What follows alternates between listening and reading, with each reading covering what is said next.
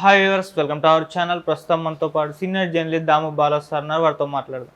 నమస్కారం సార్. నమస్తే sir, present తెలంగాణలో బీఆర్ఎస్ చాలా క్లిష్ట పరిస్థితిలో ఉందని చెప్పుకోవచ్చు సార్. రాజ్యసభ సభ్యులందరూ కూడా కాంగ్రెస్ పార్టీలో విలీనం కాబోతున్నారని వార్తలు వస్తున్నాయి.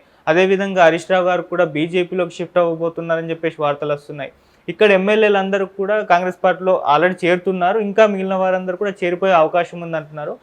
అలా చూసుకుంటే ఇక్కడ బీఆర్ఎస్ లేకుండా అయిపోతుంది. అసలు దీన్ని ఏ విధంగా అర్థం చేసుకోవచ్చు? మరి బీఆర్ఎస్ ఇటువంటి పరిస్థితులను ఏ విధంగా ఎదుర్కొంటుంది సార్? ఇప్పుడు 3 రకాల పరిణామాలు మనకు బీఆర్ఎస్ నువ్వు చెప్పినట్టు కనిపిస్తుంది. ఒకటేమో రాజ్యసభలో ఉండే బీఆర్ఎస్కి 4 ఉన్నారు. ఇప్పుడు 5 మంది ఉన్నారు మొన్నటి వరకు. 5 మందిలో కేకే రిజైన్ చేశాడు.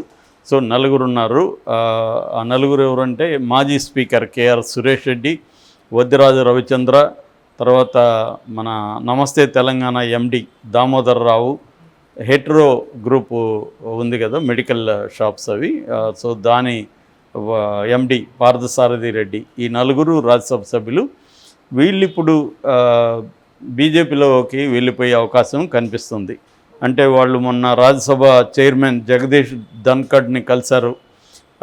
ఆల్రెడీ వారం రోజుల నుంచి కేటీఆర్, హరీష్ రావు ఢిల్లీలో కూర్చొని ఈ కార్యక్రమాలని పర్యవేక్షిస్తున్నారని చెప్తున్నారు. ఆల్రెడీ నేను మొన్న కూడా చెప్పాను, కేసీఆర్ దగ్గర ఆఫర్ చేయడానికి ఏముందంటే ఈ రాజ్యసభ సభ్యులు 4 ఉన్నారు, వాళ్ళని బీజేపీలోకి పంపించడం ద్వారా బీజేపీ నుంచి తాము ఏం ఆశిస్తున్నారు, కవిత రిలీజు, తమ మీద సిబిఐలు ఇవేమి రాకుండా ఫ్యూచర్లో ప్రొటెక్షను, అట్లాగే రేవంత్ రెడ్డి నుంచి కూడా ప్రొటెక్షను, అరెస్టులు వీటి నుంచి. అందుకు బదులుగా మేము 4 మీకు ఇస్తున్నాం. గతంలో చంద్రబాబు కూడా ఇదే పని చేశాడు. సో వీళ్ళందరికీ చంద్రబాబు గురువు. ఎందుకంటే ఆయన నుంచి ఆయన కాపీ కొడితే చాలు, మిగతా వాళ్ళు సొంతంగా ఏం ఆలోచించాలని పనిలా. ఎందుకంటే చంద్రబాబు బ్రహ్మాండమైన దారి వేశాడు. ఎట్లా డీల్ చేయాలి, క్రైసిస్ అప్పుడు ఎలా ఉండాలి, వ్యవస్థలను ఎలా మేనేజ్ చేయాలి, ఇవన్నీ చంద్రబాబు బ్రహ్మాండంగా డీల్ చేశాడు. ఆల్రెడీ జగన్ కూడా చంద్రబాబునే కాపీ కొట్టి ఆ పనిలో ఉన్నాడు. ఇప్పుడు కేసీఆర్ కూడా అదే పని చేస్తున్నాడు. ఎందుకంటే కవిత బయటికి రావాలంటే వాళ్ళకి వేరే మార్గాలు కనబడాలి, లీగల్గా వచ్చే పరిస్థితి లేదు. ఆల్రెడీ నిన్న కూడా రిజెక్ట్ అయింది బెయిల్ ఆమెకి. కాబట్టి ఆల్రెడీ ఇప్పుడు 120 రోజులు అయిపోతుంది, 4 నెలలు అయిపోతుంది దాదాపు. సో కాబట్టి కవితని తీసుకురావాలంటే మోడీ హెల్ప్ చేయాలి, మోడీకి ఆఫర్ ఇవ్వాలిగా ఏదో ఒకటి. ఊరికి హెల్ప్ అడిగితే ఎందుకు చేస్తారు? ఆఫర్ వచ్చి రాజ్యసభ సభ్యులు. మోడీ ప్రాబ్లం ఏంటంటే ఇప్పుడు మామూలుగా రాజ్యసభలో గరిష్టంగా 250 మంది సభ్యులు ఉంటారు, కానీ ప్రజెంట్ 245 మంది ఉన్నారు. అందులో 233 మందిని ఎన్నిక ద్వారా ఎన్నుకుంటే 12 మంది ప్రెసిడెంట్ ద్వారా నామినేట్ అయిన వాళ్ళు. ఈ నామినేట్ అయిన వాళ్ళలో కూడా ఒక 5 మంది బీజేపీలోకి వెళ్ళిపోయారు. సో ఓవరాల్గా బీజేపీ అవుట్ ఆఫ్ 245 బీజేపీకి 97 మంది ఉన్నారు రాజ్యసభలో. ఈ సంఖ్య సరిపోదు వాళ్ళకి. అందుకని బీజేపీ ఏం చేయాలి, జగన్ లాంటి వాళ్ళ మీద ఆధారపడే పరిస్థితి ఏర్పడింది. సో దాని బదులు తమ పార్టీలోకి చేరిపోతే మేనేజ్ చేసుకోవచ్చు కదా అనేది బీజేపీకి ఉంది. అందువల్ల ఈ 4 ఇంపార్టెంట్ అవుతారు. సో ఈ 4 ఆఫర్ చేయడం ద్వారా, బీజేపీలోకి పంపించడం ద్వారా కవిత రిలీజ్ కావచ్చు, తమ మీద కేసులు కావచ్చు, ఇవి చూసుకోవడానికి ఏకైక మార్గం కేసీఆర్ దగ్గర ఇదొకటే ఉంది. అందుకని హరీష్ రావుని, కేటీఆర్ని అక్కడికి పంపించాడు. అక్కడ బీజేపీ పెద్దలతో మాట్లాడుతూ ఈ ఆఫర్ వర్కౌట్ చేస్తున్నట్టుగా తెలుస్తుంది. దీని తర్వాత ఇదంతా అయితే మాత్రం కవిత సహజంగా బెయిల్ మీద కోర్టులో బెయిల్ ఇచ్చేస్తాయి, ఆమె బయటకు వచ్చే అవకాశం ఉంది. కేసులు కూడా మెల్లమెల్లగా వీక్ అవుతాయి. ఇది జరగబోతుంది. సో ఇది ఒకటి. రెండవ అంశం ఏంటంటే హరీష్ రావు కూడా బీజేపీలోకి వెళ్ళబోతున్నాడని మునుగోడు కాంగ్రెస్ ఎమ్మెల్యే రాజగోపాల్ రెడ్డి నిన్న మాట్లాడాడు. ఇది కొత్త విషయం కాదు, గత కొంతకాలంగా హరీష్ రావు బీజేపీలోకి వెళ్ళబోతున్నాడని చెప్తూనే ఉన్నారు, ఆయన ఖండిస్తున్నాడు. నిన్న కూడా మునుగోడు ఎమ్మెల్యే రాజగోపాల్ రెడ్డి చెప్పిన దాన్ని ఆయన హరీష్ రావు ఖండించాడు.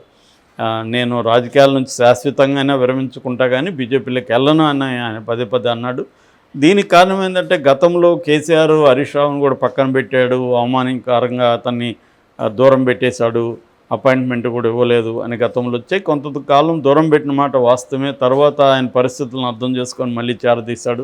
హరీష్ రావు కూడా ఇప్పటివరకు కేసీఆర్కి లాయల్గానే ఉంటున్నాడు. ఆయనేమి ముఖ్యమంత్రికి పోటీ లేడు. కేసీఆర్ కూడా ఆ మధ్య టీవీ9కి ఇచ్చిన ఇంటర్వ్యూలో మీ వారసుడు ఎవరంటే, నా వారసుడు నేను నిర్ణయించను, ప్రజలే నిర్ణయిస్తారని టాక్టికల్గా చెప్పి తప్పించుకున్నాడు. ఎందుకంటే హరీష్ రావు కేటీఆర్ మధ్య ఒక తెలియని కాంపిటీషన్ అయితే ఉంది క్లియర్గా, ముఖ్యమంత్రులే అంటే వీళ్ళు గెలిస్తే. అదే ఇప్పుడు ఆ పరిస్థితి కూడా లేదు. ముందు అసలు పార్టీ ఉనికి కాపాడుకోవాలి. సో హరీష్ రావు పోతాడా అనే ఇదైతే ఉన్నాయి. ఇది మరి స్ట్రాటజిక్గా బీఆర్ఎస్ని వీక్ చేయడానికి కాంగ్రెస్ చేస్తున్న నాటకమా, లేకపోతే నిజంగా హరీష్ రావుకి కూడా ఇంట్రెస్ట్ ఉందా? ఎందుకంటే ఇప్పుడు రేపొద్దున ఆయన కేసులు ఎదుర్కోవాలి, ఆయనకి ఇబ్బందులు అవుతాయి, బీఆర్ఎస్కి ఫ్యూచర్ లేదు, ఫ్యూచర్ ఉన్న తనకు బీఆర్ఎస్లో ఫ్యూచర్ లేదు అని వెళ్ళిపోవచ్చు. కానీ ఇప్పుడు బీజేపీలోకి ఇప్పుడిప్పుడు వెళ్ళి ఆల్రెడీ బీజేపీలో మహామహులంతా ఉన్నారు. ఇక్కడ హరీష్ రావు వెళ్తే హరీష్ రావుకి అక్కడ మాత్రం ఏముండబోతుంది. కాబట్టి ఆయన వెళ్తాడా లేదనేది నిజమితంగా అయితే తెలియదు. ఇక మూడవ అంశం, 39 మంది ఎమ్మెల్యేలు ఉంటే అందులో ఒకరు చనిపోయారు, ఉప ఎన్నికలు ఓడిపోయారు. 38 మందిలో 7 మంది ఆల్రెడీ కాంగ్రెస్ పార్టీలోకి వెళ్ళిపోయారు. ఇప్పుడు ఒక 6 మంది వెళ్ళబోతున్నారని చెప్తున్నారు. సో ఇదే కానీ జరిగితే ఓవరాల్గా బీఆర్ఎస్కి 25 మందికి పడిపోతారు. ఈ 25 మందిలో ఇంకొక 7 మందిని లాగగలిగితే విలీన ప్రక్రియను మొదలు పెట్టచ్చు. అసెంబ్లీలో బీఆర్ఎస్ పార్టీ విలీన ప్రక్రియ. ఇదే కానీ జరిగితే బీఆర్ఎస్ అనేది గుర్తు అనేది పోతుంది. ఎందుకంటే రికగ్నైజ్డ్ పార్టీ నుంచి రిజిస్టర్డ్ పార్టీగా బీఆర్ఎస్ మారిపోయే అవకాశం ఉంది.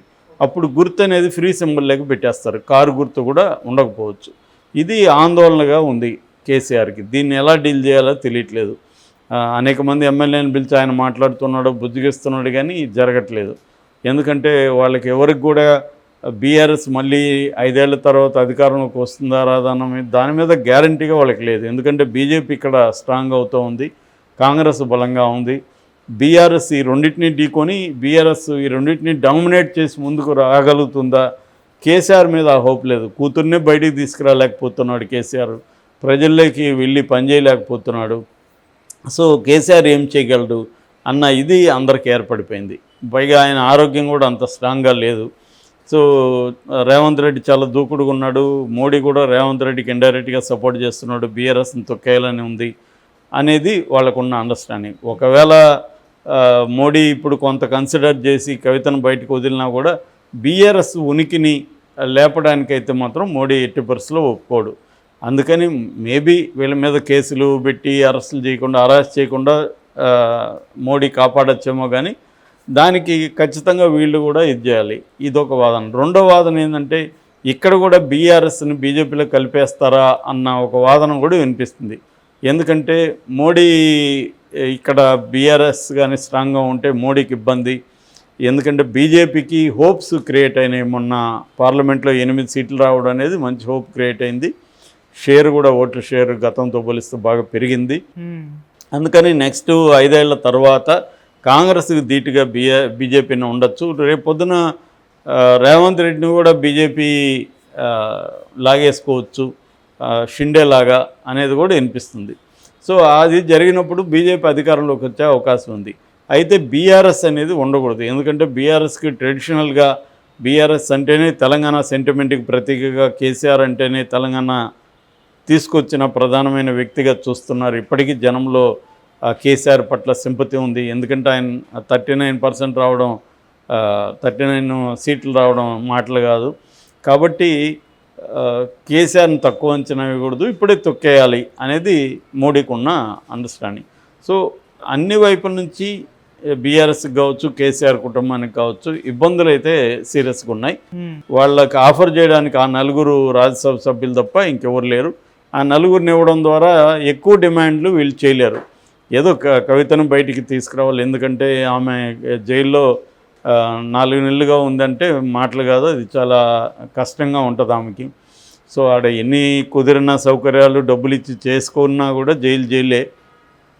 ఎందుకంటే ఇవాళ బయట లైఫ్ స్టైల్ అనేది ఇలాంటి వాళ్ళకి చాలా కంఫర్టబుల్గా, ఏసీలు కావచ్చు, ఫుడ్ హ్యాబిట్స్ కావచ్చు, ఇతర సౌకర్యాలు కావచ్చు, ఇవన్నీ అలవాటు అయిపోయింటారు.